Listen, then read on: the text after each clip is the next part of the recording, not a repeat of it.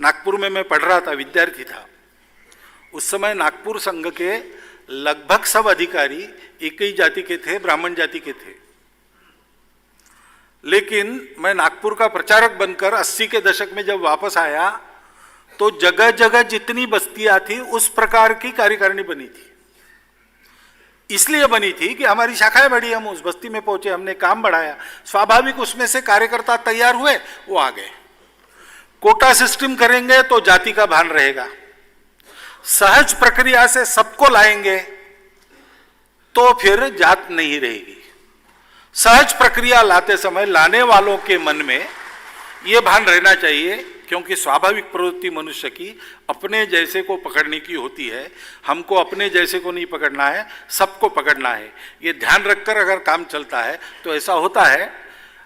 50 के दशक के संघ में आपको ब्राह्मण ही नजर आते थे, आज के संघ में क्योंकि आप पूछते हैं तो थोड़ा बहुत मैं देखता हूं तो मेरे ध्यान में आता है कि जोन स्तर पर, प्रांत और प्रांत के ऊपर जोन स्तर पर सभी जातियों के कार्यकर्ता आते हैं। अखिल भारतीय स्तर पर भी अब एक ही जाति नहीं रही, यह बढ़ता जाएगा।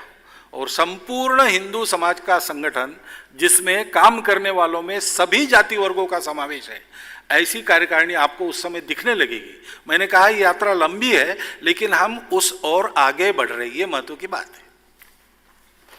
और घुमंतु जातियों के लिए हमने काम किया है। मैं मानता हूं कि स्वतंत्रता के बाद उनकी दखल लेकर काम करने वाले हम पहले होंगे। महाराष्ट्र में ये काम शुरू हुआ और उसके चलते बहुत सारी बातें हुई। उनको स्थिर करना, उनके बच्चों को शिक्षा में भेजना, शिक्षा प्राप्त करके वो समाज में आगे बढ़े, इसको देखना, उनकी जो परंपरा से आने वाली रूढ़ियाँ कुरीतियाँ है उसको हटाने का भाव उनके ही मन में उत्पन्न करके उसको निरस्त करना, आदि आदि सारी बातें करते करते कार्य का परिणाम ऐसा हो गया कि पहले महाराष्ट्र सरकार ने और अब केंद्र सरकार ने भी उनके लिए एक अलग कमीशन बनाया है। और वो पायलट प्रयोग हमारा चला है। यमगरवाड़ी नाम का स्थान है, वहां उसकी केंद्रीभूत जानकारी और कार्य का प्रातिनिधिक स्वरूप आपको देखने को मिलेगा। जिनको जाना है जरूर जाइए। इधर उधर विदेशों में यात्रा करते आप मनोरंजन के लिए, एक बार वहां की भी यात्रा कीजिए तो कितने पापड़ बेलकर कार्यकर्ताओं ने उस समाज को बराबरी में लाने का प्रयास चलाया है, ये आप जान सकेंगे। उसको देखिए।